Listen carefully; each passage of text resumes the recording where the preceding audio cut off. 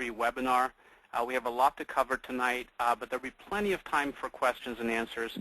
If you go ahead and try and send me your question in writing via the GoToMeeting interface, I will do my best to try and go through those in the Q&A section. If you have a microphone attached to your computer, you can also ask via VoIP. You can go ahead and raise your hand. Just click the Raise Your Hand button, and I will unmute your screen. You will see, I will unmute your line, and you will see that you can ask a question. You'll be notified when you're unmuted. So, all right, let's get started. We're here to talk about Amazon S3. The topics that we're going to cover in today's webinar range from very basic to fairly advanced concepts. So what I'd like to do is just launch a quick poll and ask you if you're currently using Amazon S3 or not. If you go ahead and answer that poll for me, just take a couple of seconds here.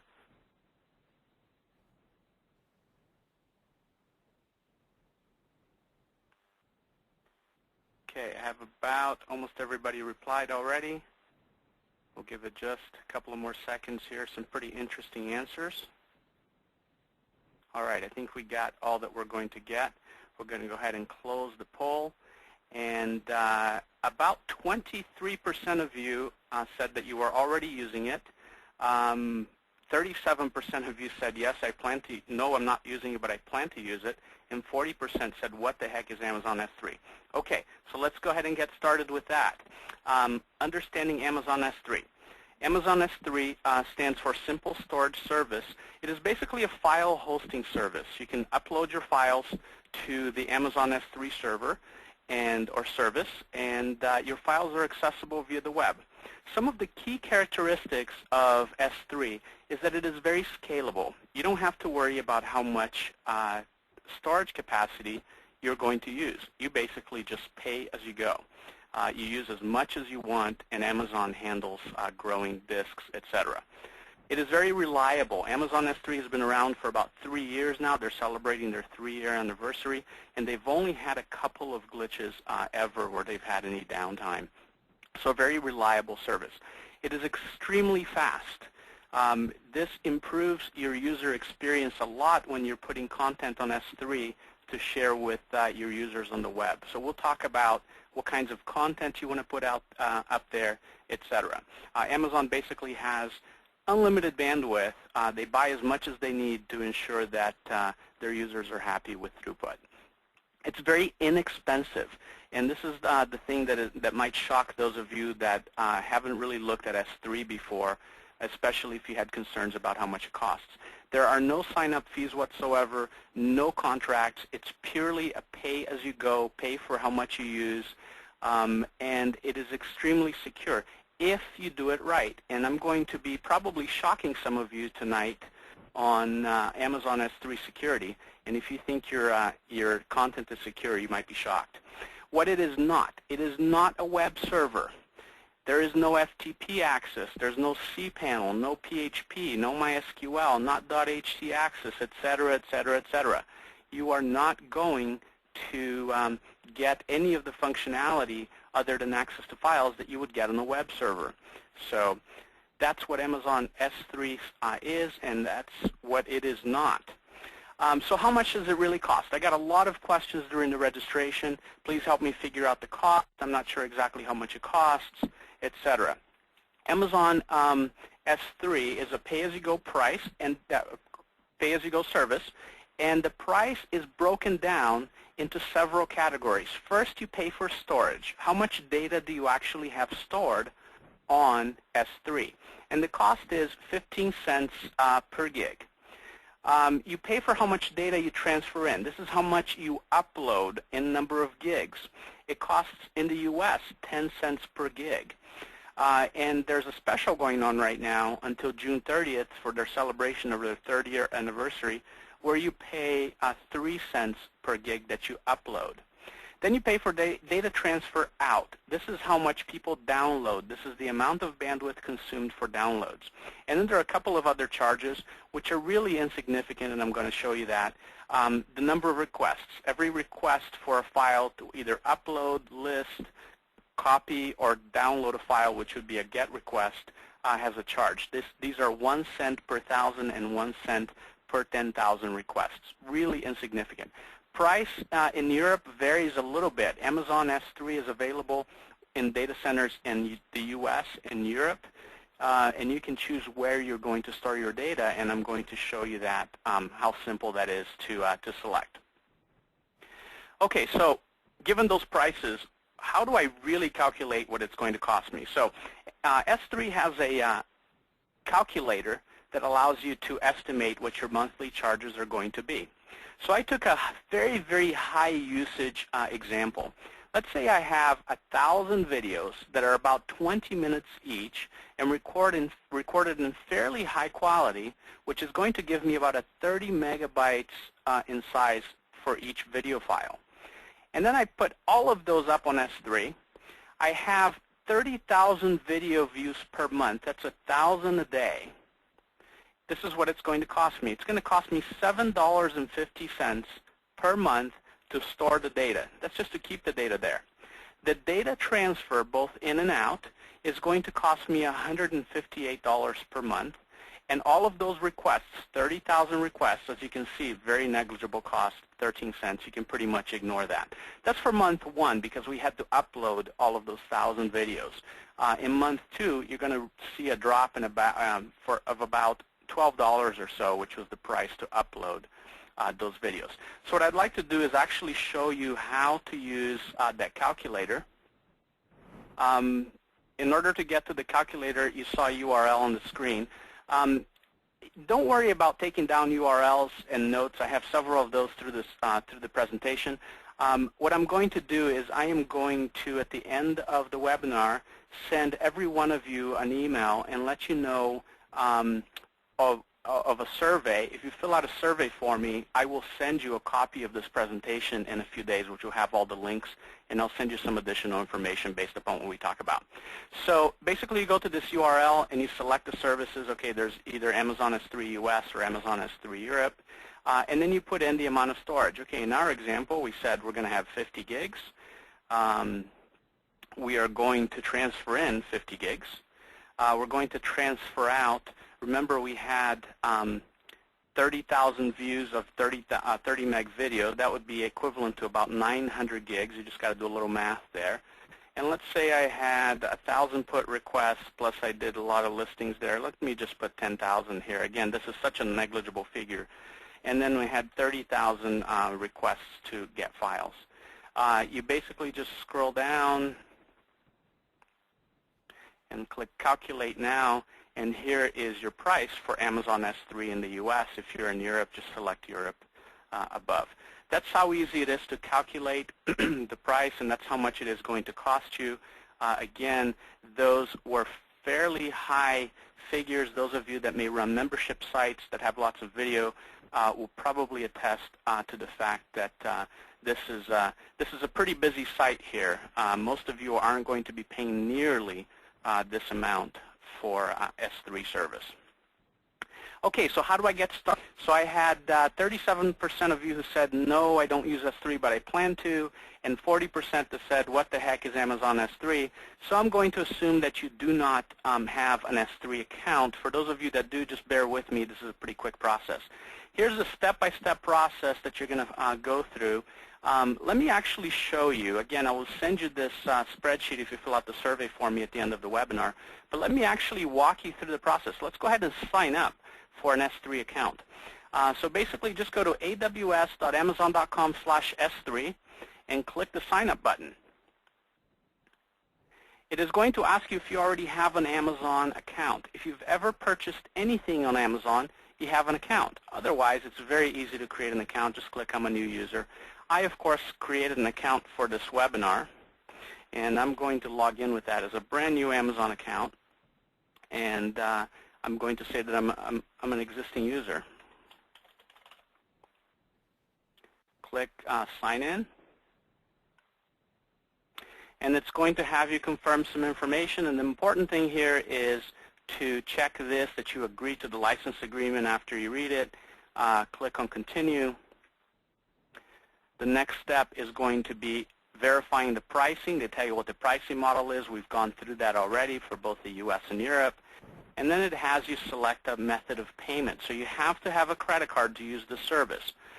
You can either add one or use the one that is already in your Amazon account. Add one here if you don't have one, or if you want to use a different one. Click on Continue. And it is going to offer you some additional services, give you some information, again, confirm your billing. Just click Complete Sign Up.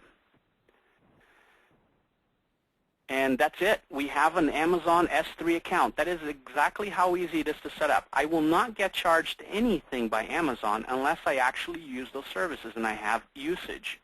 So unless you actually use the service, there's going to be no charge for having an account. Now, what I want you to do is when you sign up for your S3 account, I want you to also sign up for another service. It's called Amazon CloudFront. All you do is click on CloudFront right here, right from the confirmation page. And you're going to go through the same process. Sign up for CloudFront. You're already logged in, so it's not going to ask you all those questions. And click on Complete Sign Up. And I'm going to explain at the end of the webinar what CloudFront is. Just know that it is a service that you're going to want to use as well. Okay, so let's go back. That was how easy it is to sign up to Amazon for Amazon S3. Not a big deal at all. Anybody can do this. I've shown you how to do it. I'm going to send you this presentation that walks you through step by step. So you have no excuses for not getting your account at this point. Okay, so I told you it is not a web server. There is no FTP. So how do you manage your files? Well, you need some special tools. You need some tools that are written specifically or support specifically Amazon S3. There are a bunch of free tools out there. I've listed 3 of them. One is Cloudberry Explorer, probably my favorite tool right now, but it is a Windows-only tool. Another tool that I really like is called S3 Fox, and it is a plugin for Firefox, and that is cross-platform. There's also a web-based service, which is currently in beta, called S3 Browse. And then there are a bunch of paid tools. Some of the more popular ones I've listed here, Bucket Explorer. It is also a cross-platform tool, and Transmit, which is a Mac tool. So I'm going to demonstrate these tools for you, but what I would like to do first is I would like to launch a little poll here to see what operating system you're using, because that's going to dictate how I use the tools. So far 100% Windows, though there are some Macs.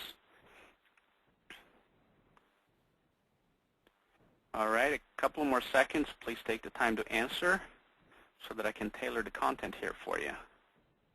All right, we'll go ahead and close the poll. There are 92% of you excuse me, using Windows and 8% of you using Mac. So it's usually about a 90-10. So I'm going to spend time in both tools for the benefit of the Mac users. The Windows users, of course, are going to get the same benefit from S3 Fox. Those are the tools I'm going to use, S3 Fox and Cloudberry Explorer. I will go back to Cloudberry Explorer and show you some really cool functionality that I think it does a better job on than S3 Fox. So I'll jump back and forth between those tools. Okay, well, let's be done with these slides and let's get back to some live stuff. So we've signed up for an S3 account, and we've signed up for our CloudFront account. So let's go ahead. I've already installed a tool called S3 Fox. I've given you the URL, but if you just Google for S3 Fox, the first listing there on Google is addons.mozilla.org. This is the S3 Fox add-on. All you have to do is click on it and then add to Firefox. It's a very easy install.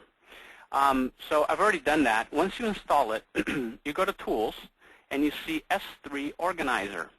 When you launch it for the first time, you are not going to have any Amazon S3 accounts configured to manage.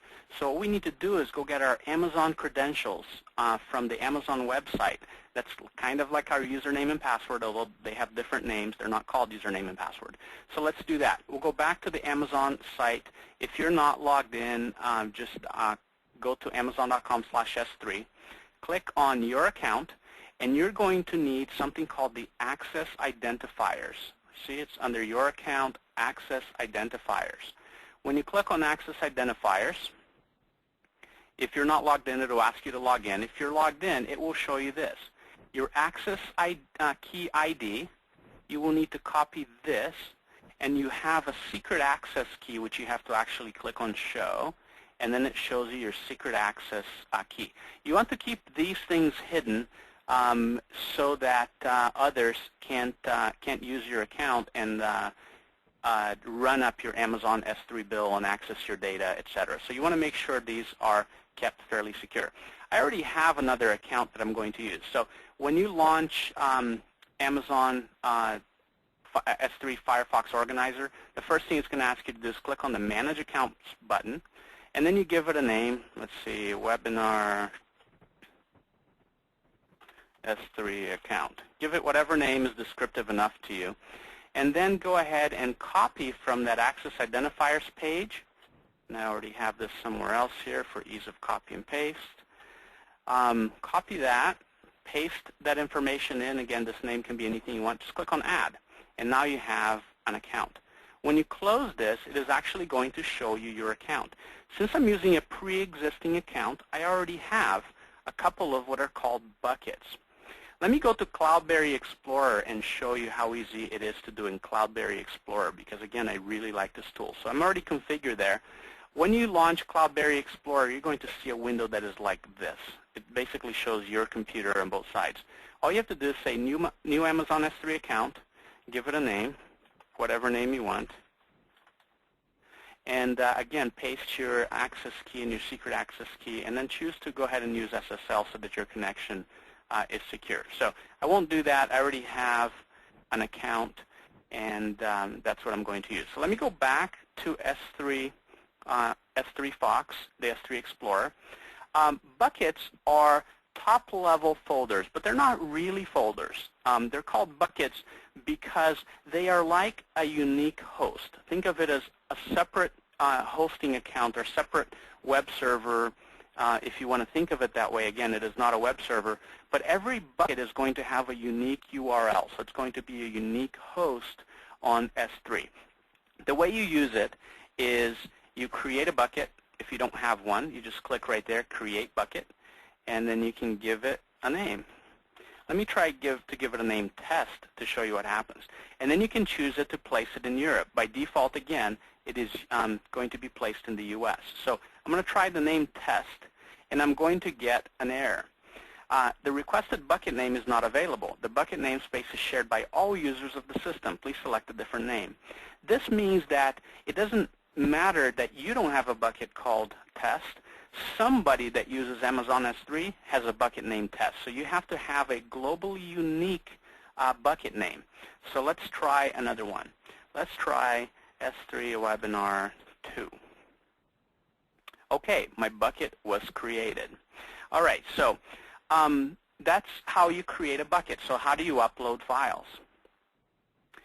The way you upload files is you just go inside the bucket, and you just browse your computer. See, this is very much like an FTP program, even though this is not an FTP program. And you just select a file or files and click the right arrow and select, say, Upload. And the file gets uploaded, and there it is. It is now stored on Amazon S3. Now, every single tutorial that I have ever seen, and this is where you're going to be a little shocked here. Every single tutorial that I have ever seen on using S3 says, great, you upload your content like I just showed you, and then you right-click on it if you're using S3 Fox, and you do this thing called an Edit ACL. You can also access it by this icon right here, Edit ACL. ACL stands for Access Control Lists, and it determines who has the rights to see or access your content. By default, only the owner has access to the content. So every tutorial I've ever seen says, okay, upload the file, get the ACL, and say, everyone, read. See, this says, this is read over here. And then you say, okay, great. Now this file is readable by everyone. That's great. So now I can embed it on my website, and this is how you use S3. So let me launch another poll, and for those of you that use it, those that don't use it, please don't answer, but for those of you that do use S3, tell me if you use a similar process.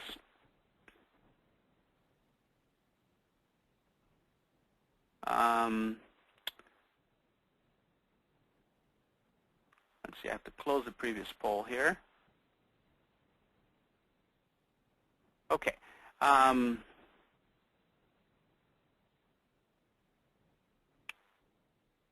All right, so I get 60% of you who said you actually use a similar process for uploading it.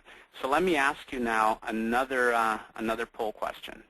For those of you that actually use a similar process, answer this for me, please.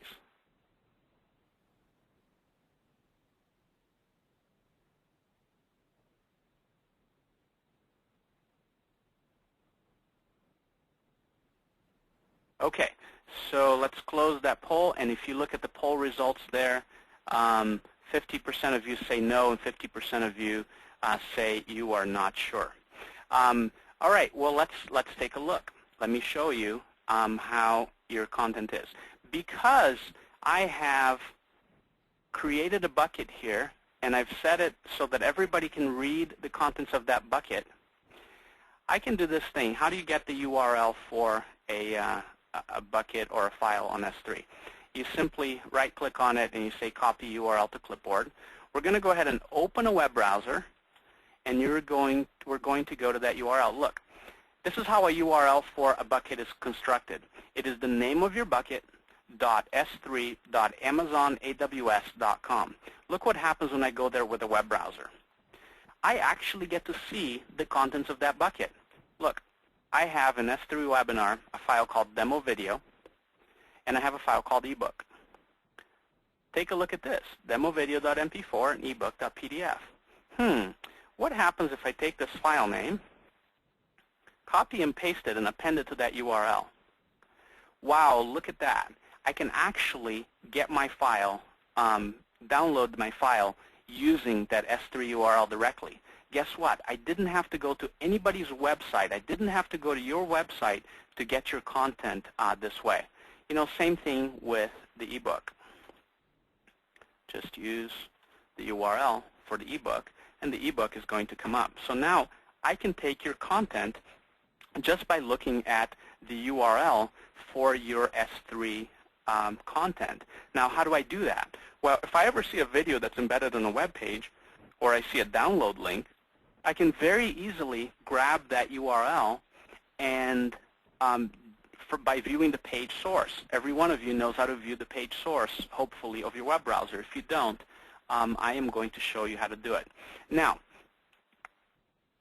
some folks think that some applications out there that promise to encrypt the URL are going to do a job of securing this for you. So let's go ahead and take a look at one of these services. I went out and I used the service that says, oh, we're going to encrypt your URL, and it is not going to show what's going on. You won't be see the URL. Your content is protected. So I just grabbed that file, and I tried to protect this content, that PDF that was stored in my bucket. So let's go ahead and view the page source. Wow, that looks pretty encrypted to me. That's pretty much gibberish. There's no mention of the ebook PDF here. And I will tell you that this is extremely insecure. This is called security by obscurity. You make something look weird enough and people are going to go away. Well, it doesn't work if you have valuable content that you want to protect. And let me show you why. Let me go ahead and edit that file. And I'm going to show you a little trick here. I don't want to teach anybody to hack, and that is not my intention. That is not what I'm doing.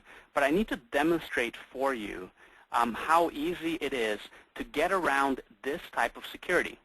Every one of these encryption, gibberish, JavaScript codes, pieces of code, end in a very similar fashion. They have what's called a document.write, which is a JavaScript function.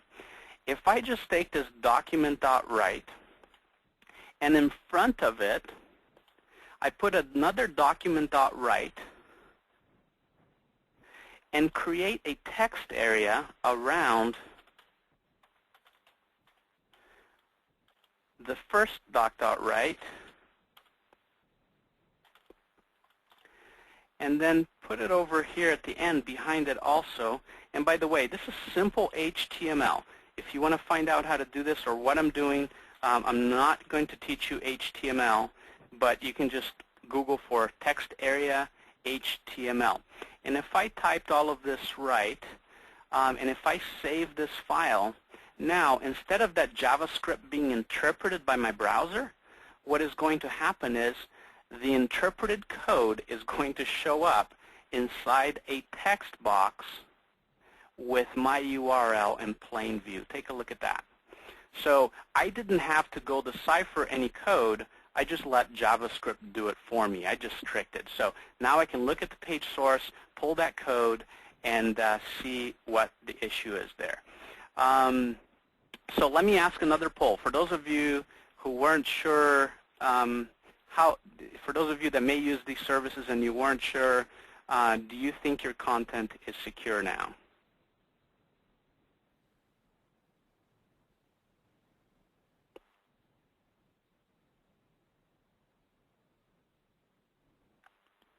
Okay, well, just a couple of more seconds here. Okay, 93% of you said no. So that's a significant jump there. 93% of you said no, your content is not secured. And you're right. There is only one way to truly secure your content on Amazon S3, and that is by getting rid of this idea that you are going to have to set these ACLs so that everyone can read. So we don't want everybody to be able to read these ACLs. Let's go ahead and remove that read, and let's go ahead and apply it to everything underneath that too, so that everything is now going to be secured. So now let's go ahead and copy the URL to our web browser, and let's see what happens when I try and whoop, this is cached on my browser here. Yep, okay, it was cached. See what happens? I get an access denied.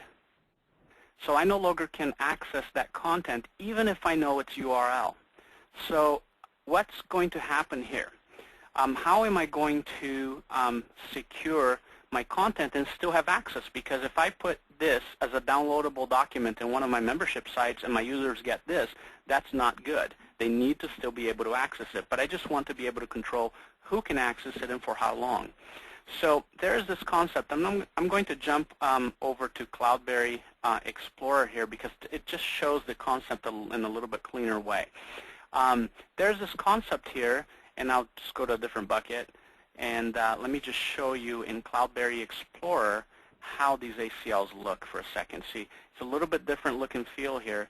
You right-click, you click on ACL, and then you get a list of users.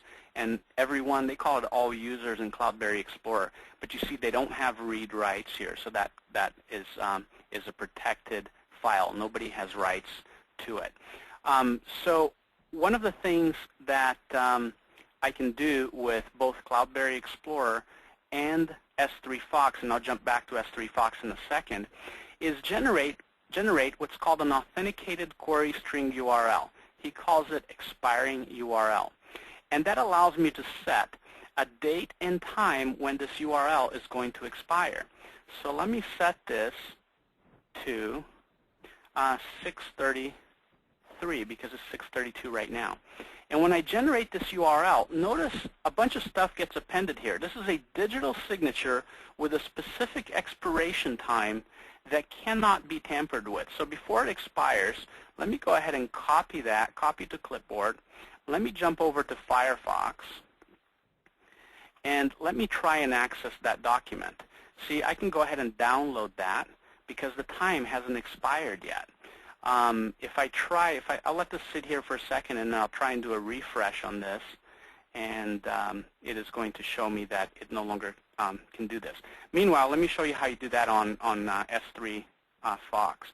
Same process. You right-click, and you say you want to get a pre-signed URL, a little bit of a different concept here, pre-signed URL. And then you get to specify how long you want this URL to be available. It's a little bit different in that it doesn't let you specify exact date and time. So I can't. The minimum time that it will actually take is 1 hour. So if I wanted to just have a URL that was valid for a few minutes, I wouldn't be able to do it. So that's how you do it. You just click Generate URL, change the time 2 hours, generate URL, and then you can copy to clipboard, and then you can use it. Let's go ahead and take a look at this.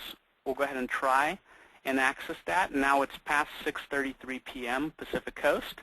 So now this request has expired. Access denied, and the reason is request has expired. So that is how you secure it. Now, some of you are thinking, fine, that's how I secure content, but what does that mean to me and to my website? How am I going to embed these URLs? Am I going to have to go change these URLs every time? Do I set a 3-day URL and go update that on my website every 3 days? Well, that's not realistic, and of course it isn't. So there is definitely a way to generate those URLs, and I'm going to show you that in just a little bit. But I want to cover a couple of other things that you can do with both S3 Fox and CloudBerry Explorer that are kind of best practices, if you want to call it that. On S3 Fox and CloudBerry Explorer, I've already showed you how to create a bucket. I showed you on S3 Fox, you just create a bucket and you name it anything you want. On CloudBerry Explorer, a little bit different. You have a button here. It's called New Bucket. We'll refresh that so it reads I have a new bucket there. Create a new bucket. You get to name it, pick it, whether you want it in the US or you want it in Europe. So let's create S3 webinar number 3. And now I have a different bucket. Notice these don't automatically synchronize with each other. Whenever you change stuff between different tools, you always have to go refresh so it reads it again and then it picks up the information. You can very easily go and organize your buckets into different folders with any of these tools. You can go ahead and create a folder inside there. And the test folders only have to be unique within this bucket and within the specific subfolder, so it does not have to be globally unique. And now I have a folder, and I can easily upload content. Very easy with CloudBerry Explorer to just drag the content over.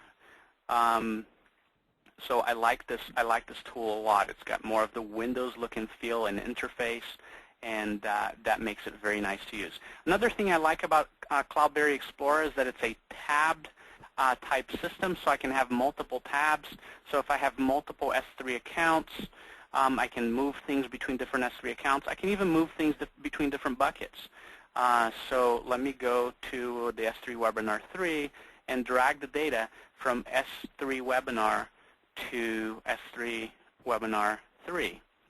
And I'm going to copy this data, and now it's in both buckets. Now, one of the things to understand about copying data between buckets and moving data around inside Amazon S3 is that it is not a regular computer. It is not a regular web server. So anytime you move data, generally speaking, you are going to actually move the data from S3 to your computer and then back to S3. And this is how most tools work. CloudBerry Explorer takes advantage of some additional functionality that was added later on to Amazon S3, and I'll show you some of the options here that allow you to copy and move right inside Amazon S3. And when you move data, large amounts of data, or any amount of data, inside Amazon S3 from one bucket to another, from one directory to another, that is a free transfer. You don't get charged for data transfers in and out. So CloudBerry Explorer has the functionality of moving data right from inside S3 instead of moving to your computer first and then over to S3 again to the different bucket or to the different folder. So this is one of the really nice features of CloudBerry Explorer, and also some of the paid tools have implemented this. So one feature that I really, really like. Another thing that I wanted to share with you is bucket naming conventions. You should always, in my opinion, name your bucket with something on your domain. So my domain is otldemo.com. It's the demo domain, demonstration domain I'm using for these purposes and for other things that I do. You should always name it something like media dot or whatever name you want to come up, .yourdomain.com. And the reason for this is that you can, when you name your bucket with the name of your host in your domain, of course something that is not used, so you wouldn't want to name it www dot. You want to name it something else. You're basically creating a new host in your domain. You are able to actually use an advanced setting called CNAMEs in DNS to access your S3 content. And the CNAME feature allows you to go to your hosting provider, to your DNS configuration, and set up a DNS alias or a CNAME for that bucket. So for my otldemo.com domain, I'm going to create a host called media, and I'm going to point it to the URL of my bucket, media.otldemo.com, and then remember we append s3.amazon.com, AmazonAWS.com. And once I save this information, I can now address my bucket simply by the name media.otldemo.com. I no longer have to address it with the .s3.amazonaws.com. So when I copy files from one system, when I copy files and use the URLs to those files anywhere on my websites or publish them anywhere, I can just use my URL. I don't have to use that s3.amazonaws.com. This gives me a few benefits, in my opinion. Number one, branding. It looks like everything is coming from my domain. I'm not advertising when people see a URL that it's coming from Amazon S3.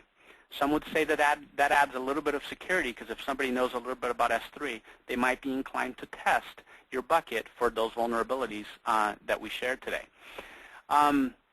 Another thing is that it will give you the ability to move from S3 to another service in the future without having to go modifying your URLs. And this is pretty critical, in my opinion, so that if you decide there's a better service that comes out, maybe Google is going to offer the same type of service and it's cheaper and better and faster, I want to move. Well, if I have been using the s3.aws.com URL, now I'd have to go update everything that I've ever used in order to do that, in order to accomplish that task of migrating. So this will make it much easier for you to migrate. It is also going to ensure that your bucket names are unique. Okay, so that's one of the advanced configurations that I would recommend for you, is definitely use CNAMEs. And Cloudberry Explorer does a really nice job when you configure CNAMEs. For example, if you want to get your URL, you can type the CNAME right here, and it automatically generates the URL for anything, including that CNAME, so that you can just copy it to clipboard and use it in that fashion. All right, let's go ahead and take a look at how you can protect your content. So I told you I'd show you how to protect your content. This is what's going to be required. Sorry guys, you're going to need a little PHP code, but don't despair, because I'm going to show you something else at the end of this presentation. So the PHP code that you're going to need is stated right here. You need a free s3.php class that can be found on endersign.org.za. There's the URL. Again, you will get that from me if you fill out that survey. On the top of your PHP files, so this works with PHP files, I will also document for you how to make it work with HTML files by just making a .htaccess change. You put this information here. Start with PHP.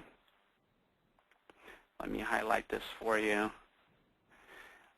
You start with this code right here. Put that at the very top of your PHP files, and then copy and paste this code, but make sure you change your access ID key, and make sure you change your secret, and don't touch anything else. Leave those in single quotes.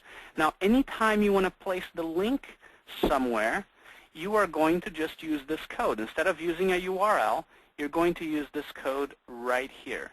So if you are going to set up an image file that you're going to set up on Amazon S3, you would go ahead and just use this in the place of the URL. So this is going to auto-generate that authentication key for you. You also have to decide this right here, how long that is going to be good for. And this will become a little bit more clear a little bit later in the webinar. Don't despair if you're not sure what I'm talking about. I actually have some examples of this expire time, so it's going to be pretty simple. You're going to get that. All right.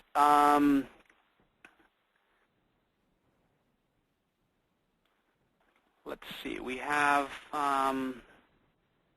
I have a question for you, so I'm going to launch another poll.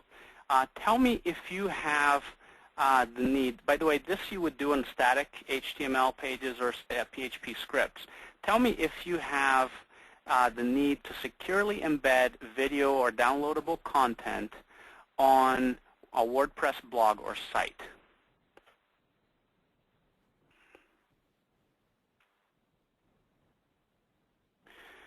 Okay, a couple more seconds here. All right, so I'm closing the poll. The results are pretty astounding. 88% of you said yes, and 13% of you said no. So a huge majority has the need to embed this secure content on a WordPress blog. So I have great news for you. You don't need to know any PHP code. I'm going to show you something that I'm pretty excited about. It's something that I originally developed for myself, and some friends wanted it, heard that I was doing this, and asked me to actually make a product and create it. I told you this is not a pitch webinar. I'm going to show you content, so I'm really going to just show you this fairly quickly here.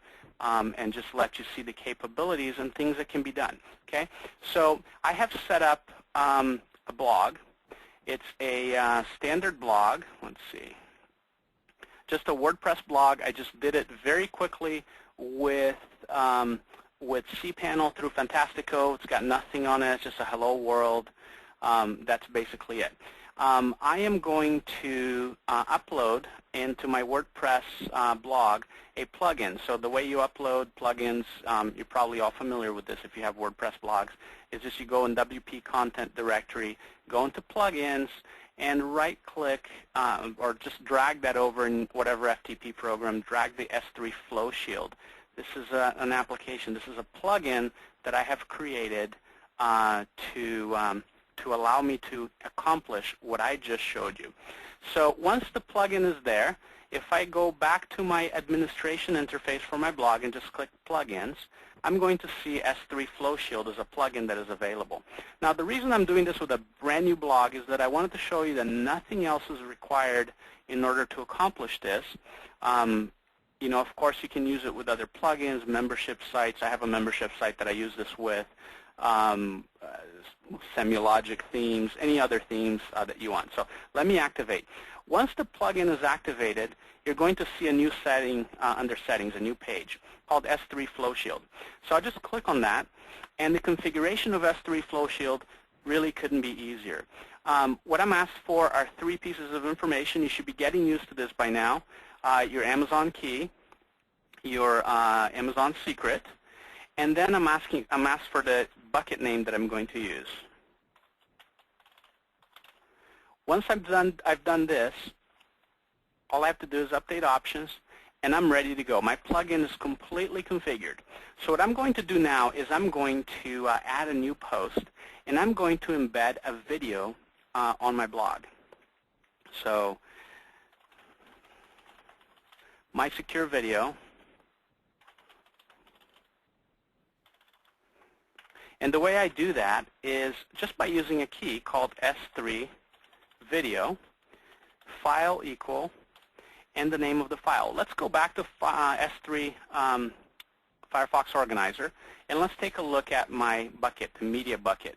I'm going to show you again, no read to everyone, so close that. And my video file, look at the ACLs for that. I also don't have read for everyone, just the user. So this is not publicly accessible. I'm going to edit the ACL there also, and there you go, no read on anything that I'm going to be doing. So the name of the file is just demovideo.mp4, so I will just type that file name here.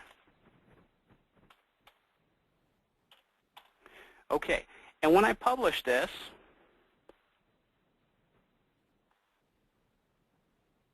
click that again, and I go over to my blog, I now have a new post, and I have this link here, click to play. Let's see what happens when I click to play. I actually get a JavaScript popover screen along with my video. So that's pretty cool. S3 Flow Shield not only protects your URLs, but it also includes a very customizable Flash player. So let me show you how cool the customizations are on this. Let's go back to the S3 Flow Shield, and you saw that I had a pop-up. Well, lots of things can be configured in the plugin. One of them is the player display mode. Instead of a JavaScript overlay, I can go ahead and embed on page. So I can go ahead and click Update Options, go back to my post, refresh it, and now instead of an overlay, I have a video that is actually embedded on my page. So let's stop that. And you notice that video automatically started playing. So I can change the options to say, no, let's go ahead and autoplay false. And so I'm not going to autoplay. Update options, go back to my post, and this time I'm going to get a click to play. So this is how easy it is to customize. But those are just the global customization options. Every one of these options is fully documented right at the bottom of the plugin screen so that you can go ahead and say, well, let's look at that click to play option. How do I change that autoplay option? Oh, I can change that by just setting autoplay to true. So by default, globally, autoplay is set to off. But if I have one specific post where I want to have autoplay set to true, let me go back and edit that post. And I can just add another tag. And again, any of those options you can actually override on a per post or per entry basis.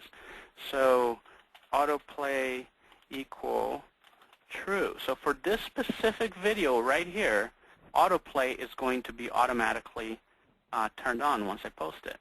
And I can put multiple posts on the page, one that starts playing automatically, one that doesn't, etc. So you can see that that starts auto-playing. So all of the options are available here for you to modify on a per instance basis. They are, again, all documented. That click-to-play link right here, the click-to-play message, can also be customized. So if you had an image you wanted in place of the click-to-play words, you can just use the image tag in HTML and put your image right here. So again, very, very customizable in the way that you do that. So how about files? How about downloadable files? Let's go ahead and now enter into the same post, or I could have created a new post. Doesn't really matter. My file. And I have another tag called S3 file, file equal, and then let's do the ebook.pdf. That's how easy it is to embed a file securely, and then I'm going to show you the URLs and how they're encrypted and how long they're encrypted for. So let me update that post. And let's go back and reload this. And now I'll stop the video and say download file. And now I have that ebook readily available for download. I can say right-click and save link as to save that file to my computer. That is how easy it is. Again, you can change all of this. If you wanted to say download the transcript for this video, you can modify that on a per post basis. And I want to go back and just show one more thing. The expiration time is also customizable. By default, if you're going to be doing videos that are not autoplay, you need to set something up to a fairly high number. This is a number of seconds, and you need to set it up for something like 1,800, 30 minutes. Depends on how your site is configured. So, for example, if I wanted to just autoplay all of my videos, something like 15 seconds is enough. It doesn't matter how long the video is. All that it matters is that the request to Amazon is made before the expiration time, and then I'm going to be able to play that video all the way through, as long as the request is generated within 15 seconds. If my video is not autoplayed, this is not a way to do it. Same thing with downloadable files. If a user has to read information on the page before clicking on the download link, you need to set enough time for them to be able to do that. These links get generated at page load. Every time this page is loaded, you see these changes. So let's look at the page source here and take a look at the URL. Let's search for MP4 here.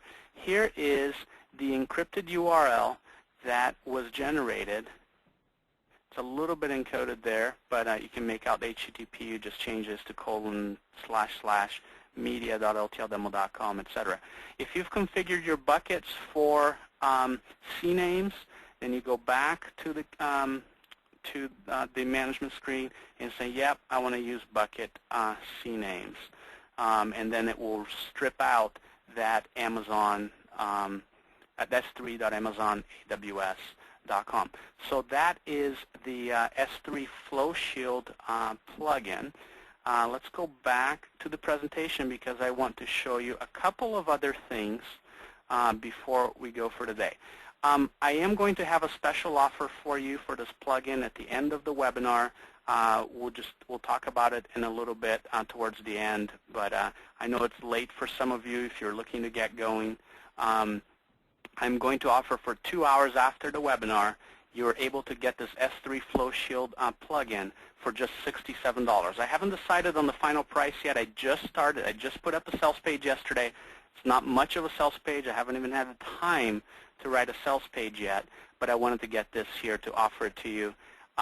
It's probably going to be around $147. So for the next 2 hours, you can get it for $67. I'll put this URL back at the end of the webinar, but let me show you a few other things. I'm going to talk to you about CloudFront. CloudFront is another Amazon service. You remembered that at the beginning of the webinar, I showed you that when you configured your S3 account with Amazon, that you should also sign up for a CloudFront account. And what CloudFront is a content delivery network. A content delivery network is a network of servers that are dispersed geographically so that they are placed closest to the end user. So when and its goal is to improve performance for the end user, to improve load times for a web page.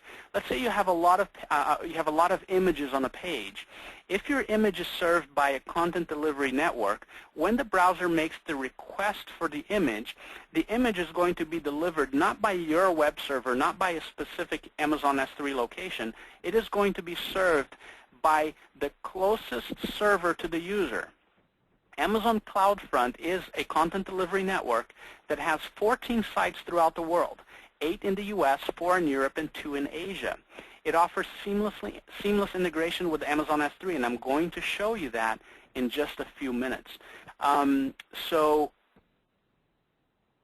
a couple of things that you need to know. It doesn't support security features, and I will be showing you that, and why not. So you only use CloudFront for content that you do not want or need this type of protection that I was talking to you about. When you set up a bucket or a file for CloudFront, you need to set that ability for readable by everyone. So what would I do this with? What would I use this for? Images on my website, my header graphics, my JavaScripts, my CSS, my cascading style sheets. I would use it for anything that is fairly static that the user would get a hold of anyway by just looking at its URL if it was on my web server. Right-click, view image, that sort of thing. I don't really care. They're not supposed to be taking the stuff away from me, but I want it to be delivered fast. So my pages load really, really fast when I'm using a content delivery network. And all major websites use it, including Amazon.com. That's why Amazon loads fairly fast everywhere, no matter how many images they have. Okay, we're not quite ready for the Q&A session yet. I want to show you how to configure CloudFront. And you can do this both in S3 Fox and in CloudBerry Explorer. The way you do it with S3 Fox is you simply go to the bucket, and I'll do it on here, and you say Manage Distributions. When you click on Manage Distributions, you get a checkbox automatically saying Enable Distribution. I'll click OK here, and the same thing applies for CloudFront distributions that applies to S3 buckets, that CNAME setting that I was just telling you about. So I would definitely encourage you to create something like cdn.yourdomain-name for this bucket. So you click on Create Distribution, and then it's going to tell you it's in progress. Now this takes a little bit of time to create. So you just click OK, and now when you go copy the URLs to the clipboard, you can actually copy the URL for your content delivery network, not just copy the URL to clipboard. So if I needed to distribute this, if it was a graphic that I wanted to make freely available, or just embed it on my website, I copy the distribution URL, and notice how now I have this crazy-looking URL .cloudfront.net, or the CNAME that I have configured. CloudBerry Explorer, same thing. CloudBerry Explorer allows me to just right-click. There's another really cool thing that I like about CloudBerry Explorer. Let me refresh it. When I look at a bucket that has been configured for CloudFront, the icon changes. So now I can see that this has some CloudFront distribution component. So if I want to enable CloudFront distribution, I just select distribution here, right-click, select distribution, and then create a link. And then I can also specify the CNAMEs.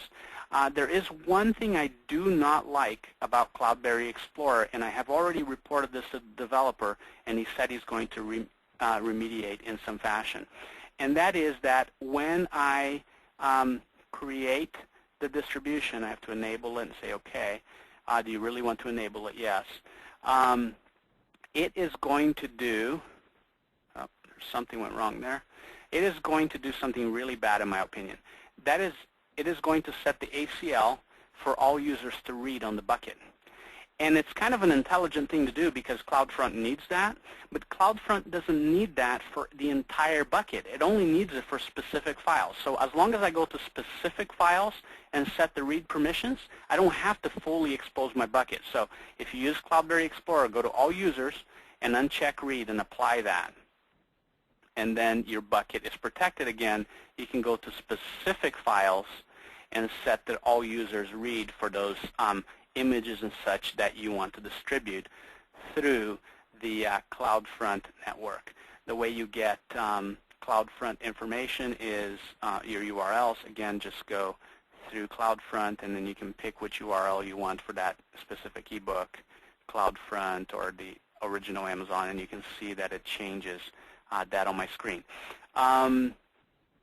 So that is CloudFront. Now there's one additional feature that I want to show you about S3 that is, I have only found this in CloudBerry Explorer.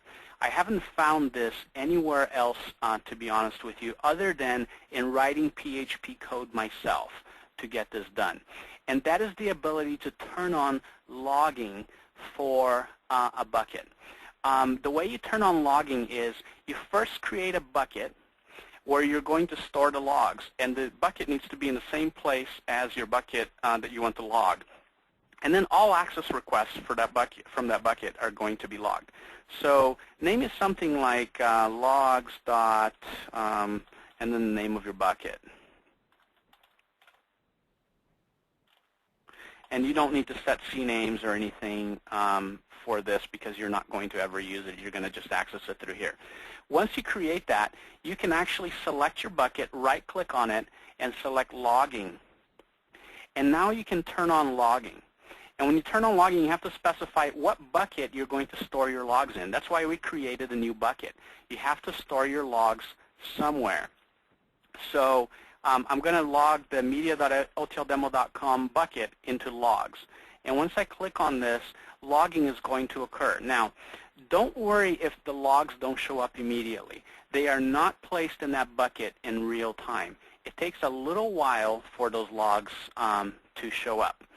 Another feature that I really like about CloudBerry Explorer, and you can do this with S3 Fox, but it's just a little bit clunky, is the ability to look at other people's buckets. So I have another account with S3, and I have a bucket called just OTL Demo. And I can just, that bucket has been set to public so that I can easily add it to my account. See, and it shows up as somebody else's bucket. So if you have access to another person's bucket, you can just add it to your interface with this external bucket feature. In S3 Explorer, you can't really add it, but you can go here and type it in there, and you can do the same thing. So it shows you that bucket, but it doesn't really show up graphically in your interface. And then you can browse that bucket. I have another bucket called Logs. And the only reason I'm able to access these buckets is because I've set the privileges on these buckets to allow me to do that.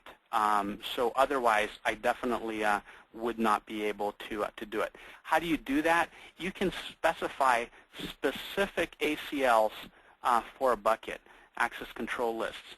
You can specifically add a user. You don't have to do it for all users. And you do it by their email or their Amazon ID. So if I wanted to add the account I just created and give that account some rights to my bucket, I can say, yeah, this person, webinar@otldemo.com, can read. Yeah, okay, what the heck, he can write as well. So now this other account would be able to do the same thing, add an external bucket, and he would have privileges to this bucket S3 webinar. Why is this capability important? Well, this is another feature of Amazon S3. By the way, you can do the same thing with S3 Fox. You can edit the ACL and click on Share with an email address and type the email address here, then specify the rights.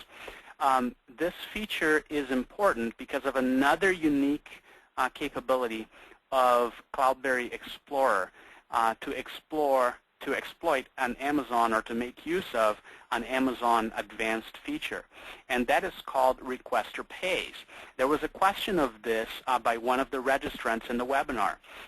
The question was, how do I create a bucket and have other people pay to download my content? And this is by setting a flag on the bucket called Requester Pays. When I enable Requester Pays and I apply, now I can no longer have, this is a caveat here, I can no longer have any content that is readable by everyone because there's no longer anonymous access to this bucket. So what would have to happen is I have to use that bucket with an authenticated URL, an authenticated query string URL that I just showed to you. But this is really cool because I can now edit the ACLs, and I can say all authenticated users may read. And now I can share that specific bucket information with anybody, and they can download content all day long, but they pay for the bandwidth charges. The owner of the bucket still pays for the storage charges, but the person downloading or uploading the content, whatever it may be, still is the one that is going to pay for the bandwidth usage charges. So that is how you set up the Requester Pays configuration. Remember, again, a caveat if you're going to do this, there are some specific applications if you want to share specific contents with a customer. I see some hands raised in the webinar. I will get to you in just a second. We're just about finished with the main content, and I will get to you momentarily. Okay, so that was the Requester Pays. You can't do that in S3 Fox. you need to do that through Cloudberry Explorer, maybe the other paid applications. To be honest, I haven't checked. What do logs look like? They're these very long, ugly-looking file names here, and these are tab-delimited, these are just space-delimited text files. Let me show you what a log looks like. I've formatted one in Excel so that you can actually take a look at the log. It contains a lot of information. I do suggest you turn on logging in your buckets at least while you're learning to use it so that you can see what's going on. The header is not there. It's just this data. I put the header in there so I can explain to you what is included in the log.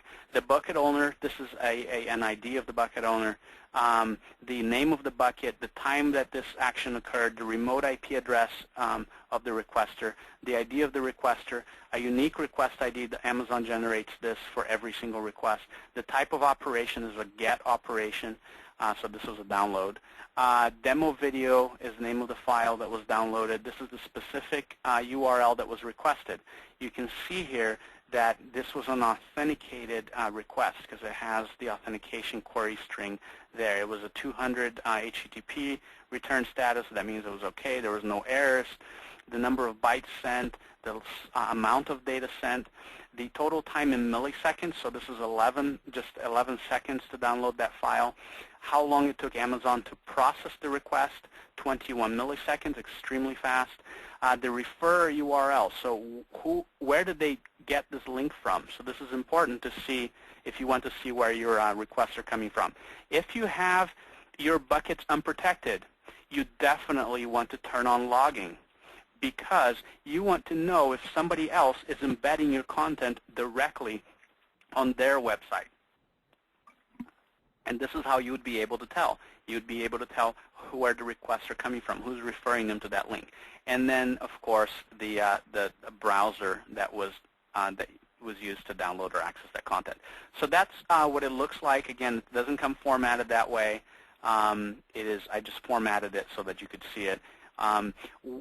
The folks that make Cloudberry Explorer are in the process of creating an S3 log analyzer application, which is going to allow you to collect these logs and analyze them and give you all kinds of cool things that a log analyzer would do. I am not familiar with any other log analyzers that are specifically used for Amazon S3 at this time. So with that, we'll move over to the Q&A session. I have a hand raised for Jeff Price.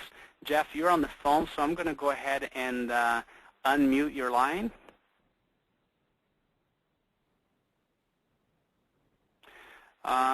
Let's see. Why can I not unmute your line, Jeff? 1 second.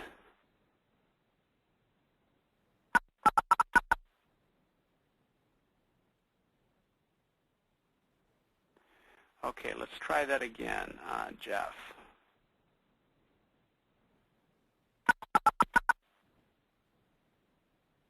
Jeff, I can't seem to unmute your line. 1 second here, folks.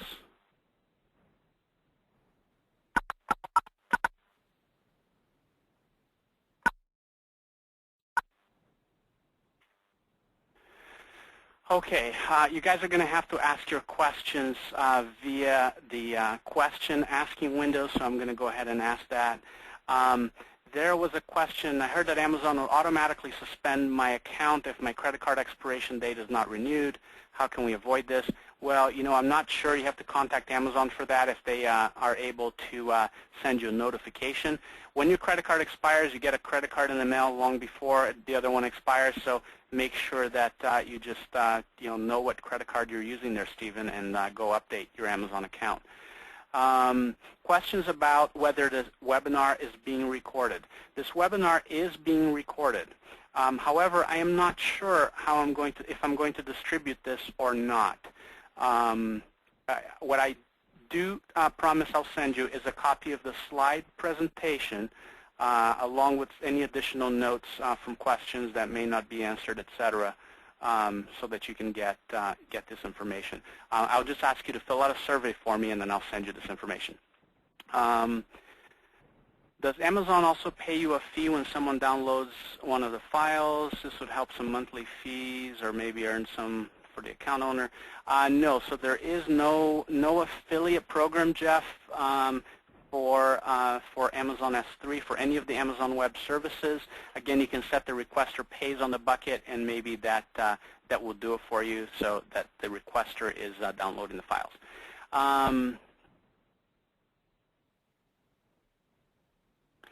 I'm being told that that's how CloudBerry Explorer works. Set ACL on all files. You have to set the ACL on the bucket.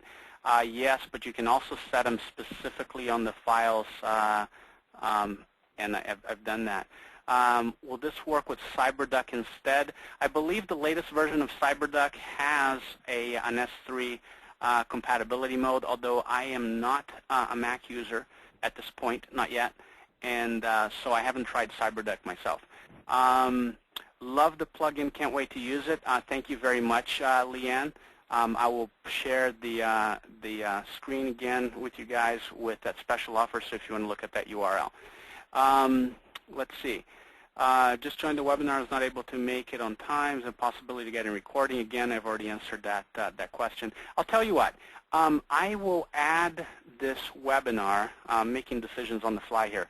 I will add this webinar as a bonus for anybody that downloads S3 FlowShield, that purchases S3 FlowShield. It's not going to be up there right now, but if you purchase it, I will go ahead and send you a copy of it once it's properly encoded and editing.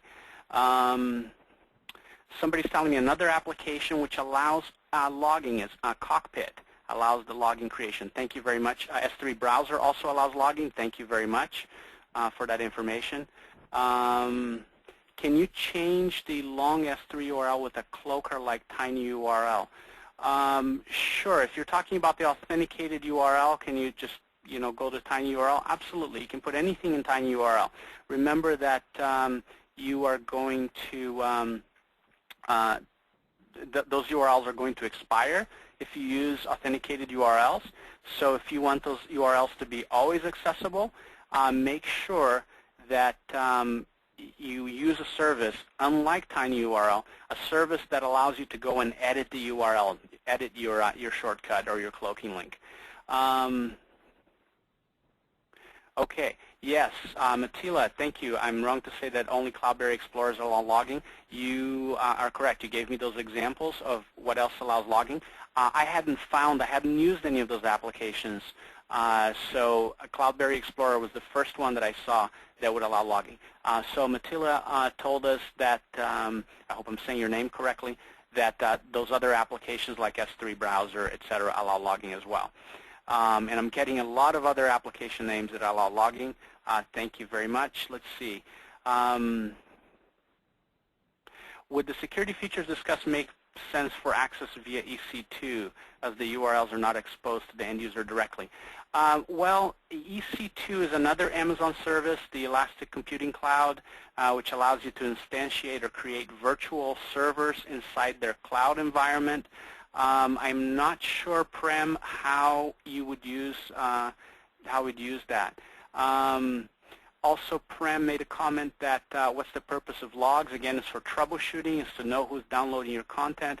They do have a cost. Yes, absolutely. They have a storage cost, but it is so minimal. For you to reach, a 10-cent charge or 15 cents charge for a gig of logs, that would take a long time and a lot of logs, and that would cost you 10 cents. So I think it's worth it. Clary, great webinar. Thank you. Let's see. Setting up a CNAME via the web host. Please, could you just recap what we need to add to the fields? Yes. Let me show you on my interface. I use Namecheap. I like them. I've never had any problems with them.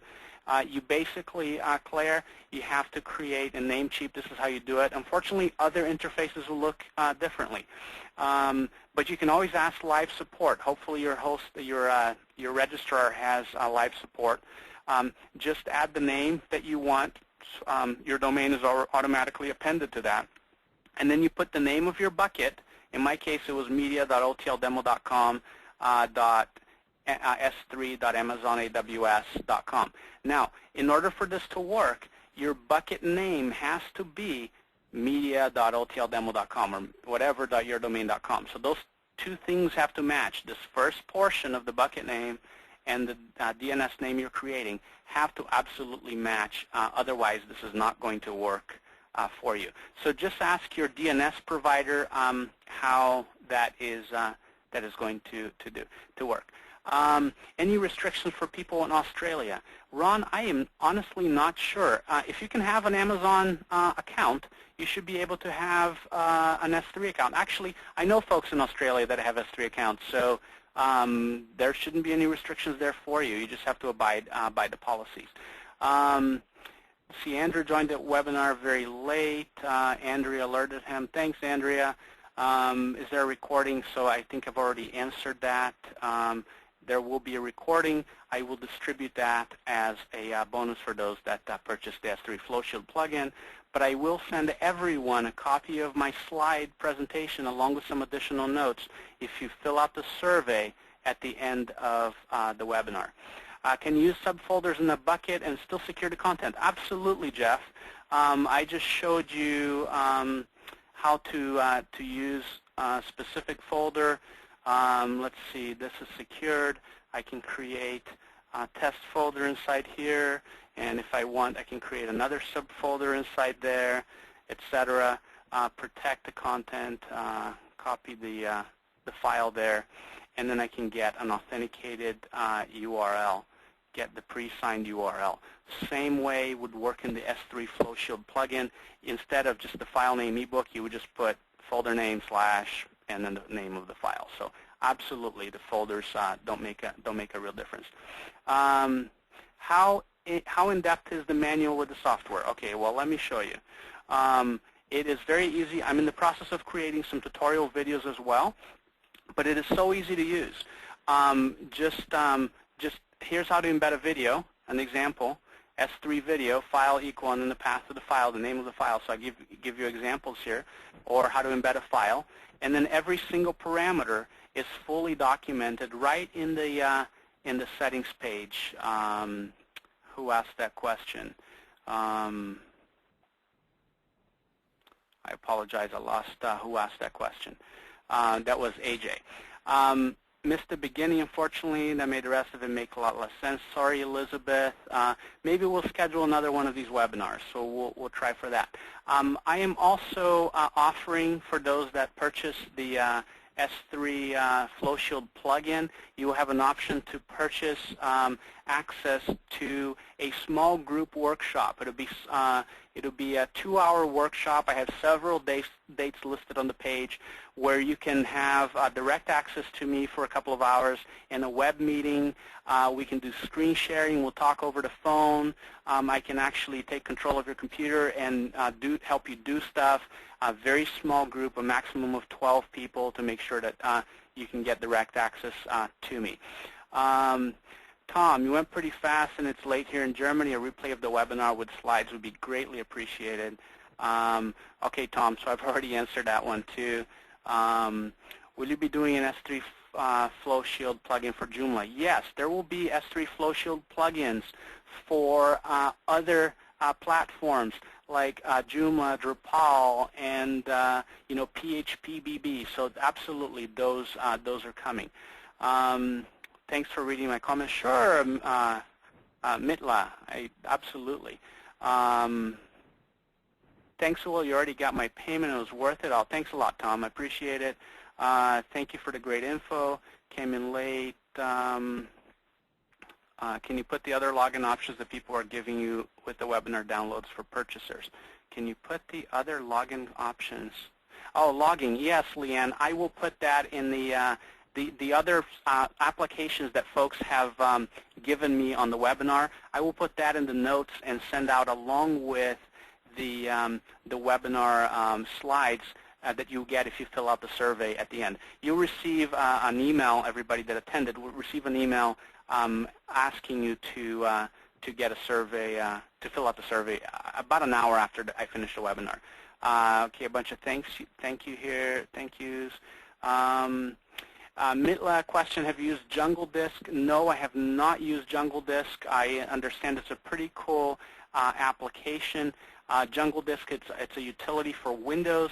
I believe it's Windows only, that allows you to install, to create a quote-unquote drive that shows up in my computer. And that drive acts like any other local drive, like a USB drive, for example, that is attached to your computer and allows you to transparently move stuff to S3 by just dumping stuff on this drive. It's got some backup functionality that's pretty cool. I have not used that, Mitla. I'm going to be looking at the folks from Cloudberry Lab. They're coming up with a backup tool. I've been speaking with the developer. They have some really cool functionality in that tool, so I'm going to be looking at that. Are you setting up an affiliate program, Jeff Bryce? Yes. After you purchase the plugin, you'll be given access to the affiliate program information. Jeff missed the first few minutes. Jeff, my name is Will Matos. He was asking what my name is. Just bought, thanks. Fabulous webinar. Glad you're providing a copy of the webinar, blah, blah. Okay, yes, Claire, I will provide a copy of the webinar to those that bought it. You need to give me a few days because I have to get this encoded and a couple of little things cleaned up, but you will get a copy of this webinar. Okay, we're reaching the end of the webinar. We have about 7 minutes left. Yeah, Claire, yeah, I see you're happy there. Please ask any additional questions that you may have. I've gone through all the questions that I have on the screen so far. So if you would go ahead if there are any more questions. Anything else you would like to see, I'll be glad to show you anything else on my screen. Again, take a look at the S3 Flow Shield plugin. It is not, there's not much of a sales page there. I just put it up, but again, I hope you will take advantage of this. Can you transfer directly from a web host to S3? Dave, yes, you can transfer files directly from a web host to S3. There are some PHP scripts out there that allow you to move files from any Linux system, any web server, over to S3 directly. I will do a little bit of research, and along with the notes for the webinar, I will send you some of that information. CloudFront is enabled per bucket, asks Jeff. Yes, Jeff, that is correct. You are correct. You have to enable it on a per bucket basis in order to be able to use it. And again, Jeff, remember that you probably want a different bucket for CloudFront content, just so that you can put free content that you're not concerned about securing there. ECS Dave says, thanks. Let's see. Mitla, can you tell us something about you? You look very knowledgeable about S3 and web hosting. Thank you, Mitla. I probably should have introduced myself in the beginning of the webinar. I have been in the information technology industry for about 16 years, and in that time I have held several positions, including Director of Information Technology for a large multinational organization, rose through the engineering ranks of several organizations, and have touched pretty much anything that has to do with networking, web services, etc. I really love the Amazon Web Services stuff. I am doing a lot of work with Amazon S3. I'm doing also a bit of work these days with their Elastic Cloud Computing, or EC2. So that is a little bit about me for you. So, okay. Can we move on to the survey, asked Prem. Prem, you're going to get an email from the GoToMeeting webinar configuration application, and that will come out about an hour after the meeting. So about an hour after I finish this meeting, you will receive an email. Make sure that if you don't get it in about an hour or so, make sure that you make sure that you check your spam box or your junk folder. John Rhodes, hey John, how are you doing? John asks about, what about static pages versus WordPress? John, if you have static pages like a simple sign-up page or a simple bonus download page or something like that on your membership site, then you can very easily use this code that I showed you. On top of your PHP page, just put in this source code right here. Remember to change your access ID and your secret access key, put the real values there, and then wherever you need the link, whether it's going to be a download link or an image or whatever it is, instead of putting in the URL to the file, HTTP, whatever, you just use the rest of this PHP code right here. So this will be in the notes as well so that you can do that very easy. And then every time that page loads, a new page will load with the expiration time. By the way, you have to change this value here as well. You have to put in the number of seconds that you want.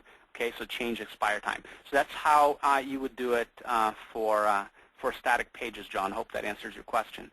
Bucket Explorer, that said that application could not transfer from a web host to S3. Glad to hear there is a way.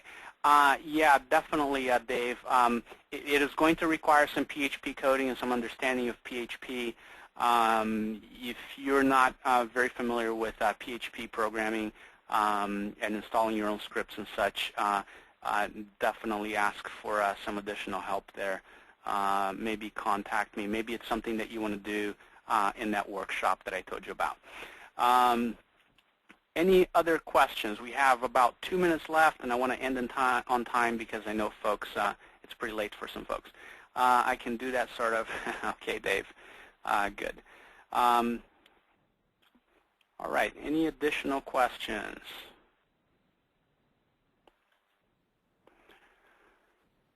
Okay. There are no more questions coming in, so I think with that, quick one. Let's see, know of a way to link your website to S3 to automate backups. That is a great question, Tom. Backing up to S3. That is very related to what Dave was asking me about, a way to automatically migrate. There are some scripts out there that you could use with the cron job to automatically migrate over to S3 for backups. So backups are a perfect use for Amazon S3. Not only for your server, which is great, but also for your desktops. You know, you develop a lot of content on your desktops and you don't want to lose it. Amazon S3 is a great way to store that safely and have Amazon handle that for you. Jeff, what's my email address? My email address is in the invitations that you sent. It's Will, W-I-L, at virtualstake.com, S-T-A-K-E. It's in the registration information that you received and the email that you received before. So there's contact information there. Can S3 Flow Shield be added to a membership site for the members to use? Paid membership site, that is. Dave, you cannot redistribute the software. You can use S3 Flow Shield to display content for your users, absolutely. That's kind of what it was intended for, so they can view videos and such. But no, you cannot redistribute S3 Flow Shield. You can join the affiliate program once you purchase it and promote it to your users that way. What are the upload speeds from my desktop? Well, it depends on what kind of internet connection you have, Philip. Amazon S3 is, you're never going to bog them down, I can guarantee you that. Amazon has pretty much unlimited bandwidth. Mitla says Bucket Commander and S3 Sync Ruby version does that, the backup for dedicated server transfer. Thank you, Mitla. I'll take a look at that and include some notes about that. Thank you, Leanne, for the congrats on the plugin. Okay, I was hoping to get the site I'm a member of to get it for us. Yeah, Dave. So I'm not going to redistribute the plugin.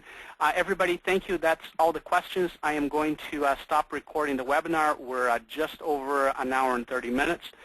I hope you enjoyed the content, and please do fill out the survey. Add any additional comments on the survey, and we'll see if we put together another webinar just ask me your questions.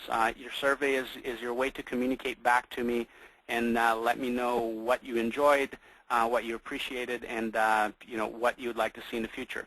So with that, thank you very much. We're going to end the webinar. I'm going to stop sharing my screen, stop the recording, and everyone have a great night.